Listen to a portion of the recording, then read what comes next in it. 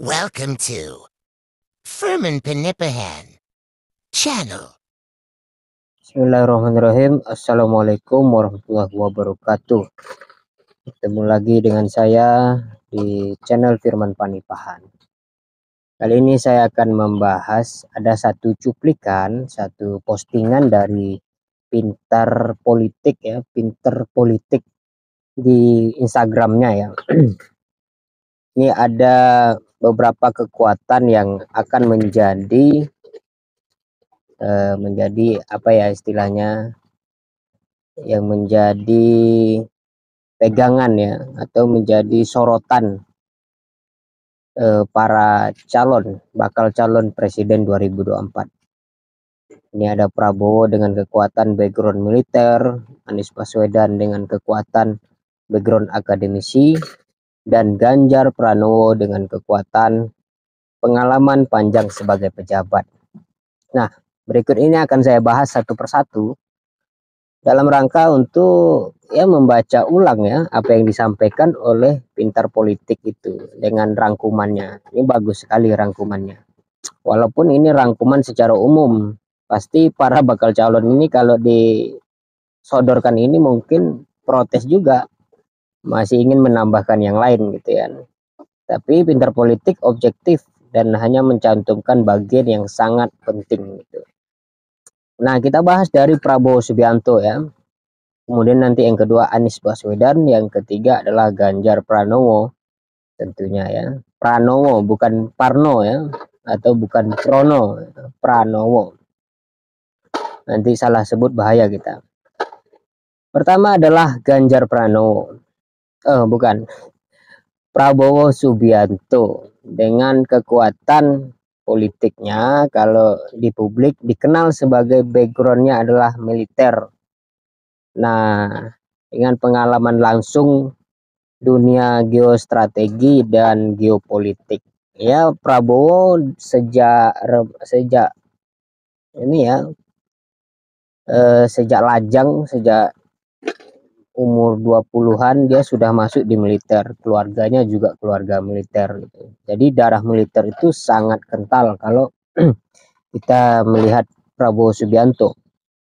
Itu background militer. Jadi wajar kalau kita melihat Prabowo adalah yang kita lihat itu militer gitu. Jadi untuk menilai Prabowo artinya kita baca militer secara definitif itu bagaimana. Militer itu secara normatif apa itu ya, dan sebagainya itu. Jiwa patriotiknya seorang militer itu seperti apa.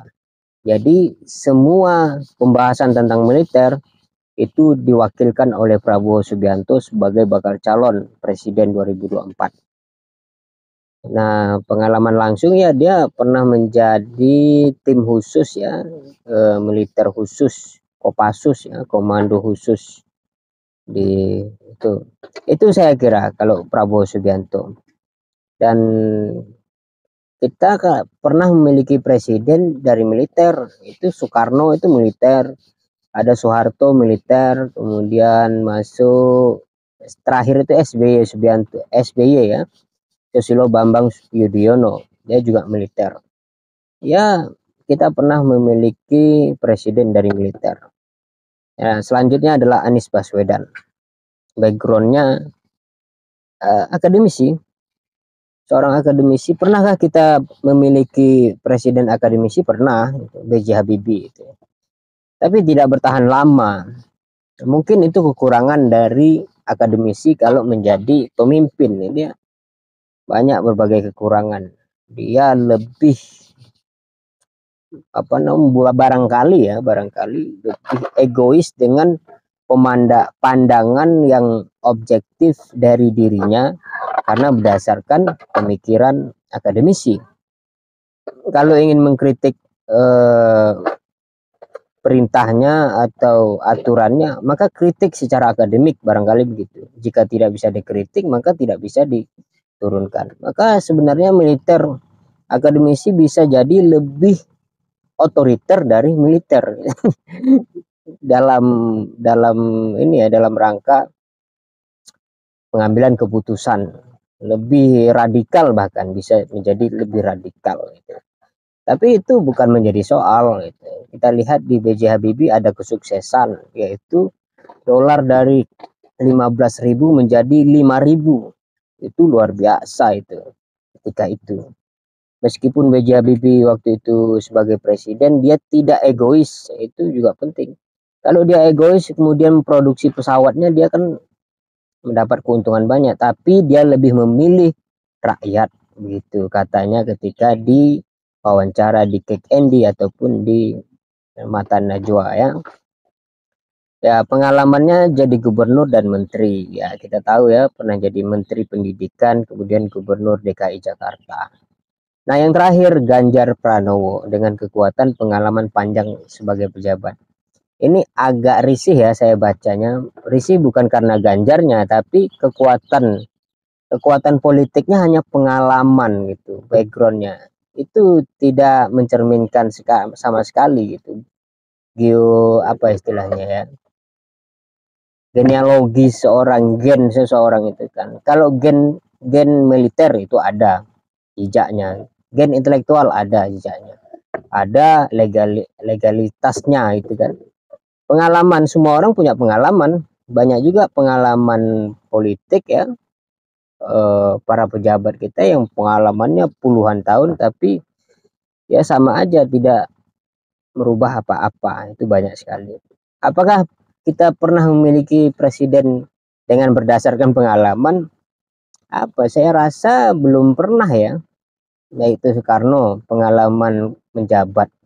Ya tidak, Soekarno dilihat dari militernya, Soeharto juga dilihat dari militernya, kemudian B.J. Habibie dilihat dari intelektualnya, kemudian setelah itu Gus Dur dilihat dari intelektual juga ya, saya rasa ya, Gus Dur dari kekuatan power ininya ya, keulamaannya itu. Kemudian Megawati saya rasa dilihat dari keturunannya, bukan dari intelektual juga ya, bukan dari, walaupun sekarang banyak gelarnya, profesornya banyak sekali itu, doktor honoris causanya juga begitu banyak, sehingga banyak kritik waktu itu. Yaitu kalau background seseorang dari panjang pengalamannya sebagai pejabat itu kurang tepat ya. Mungkin Ganjar ini lebih tepatnya sebagai aktivis ya. Aktivis, sebut saja sebagai aktivis, tidak usah mengecilkan diri atau khawatir kalau aktivis itu sebutan jalanan dan sebagainya, tidak juga gitu. Pengalamannya pernah juga sebagai legislator. Ya itu saya rasa ketiga capres kita ya, bakal capres 2024. Kalau kita lihat dari tiga kekuatan ini, yang paling menarik itu hanya dua ya, Anies Baswedan dan Prabowo Subianto. Gitu. Menarik bagi saya. Gitu. Tidak tahu bagi Anda bagaimana. Ya itu saja saya kira. Jika ada 3 putaran, barangkali putaran pertama Ganjar akan gagal.